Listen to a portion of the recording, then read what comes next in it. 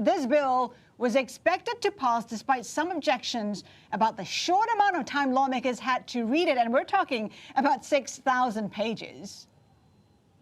It's a big bill, yes.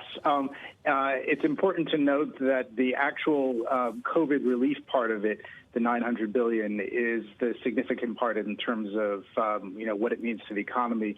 The other part, those were things to just keep the government going. That was spending that was always factored in. So this is the $900 billion is the new spending, and that's going to be the real important thing in terms of helping people going forward. Bruce, a lot of this bill is actually the product of horse trading, and of course, at the end of the day, it had to be bipartisan. Tell us about what more we do know about what's in the legislation. We do know a lot more than what we knew yesterday. So we've known for a while that there's going to be direct payments, $600 direct payments to Americans with incomes under $100,000. There's going to be $300 a week in extra unemployment benefits that will last through March. $284 billion for the Paycheck Protection Program, which is for small businesses.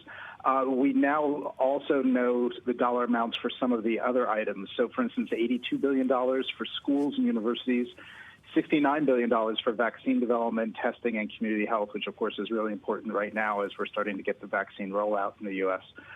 There's $25 billion in rental assistance, $15 billion for performance venues, cinemas, theaters, that sort of thing, and $15 billion in aid for airlines, $14 billion for public transport. I could go on and on, but I'll leave it there for now.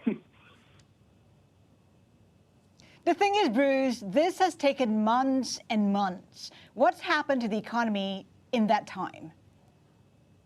A lot of people have been hurting, and we know that poverty rates have gone up.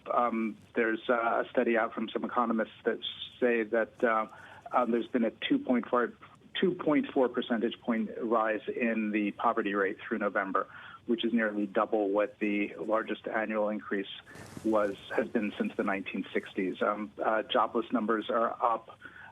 Retail sales numbers are down.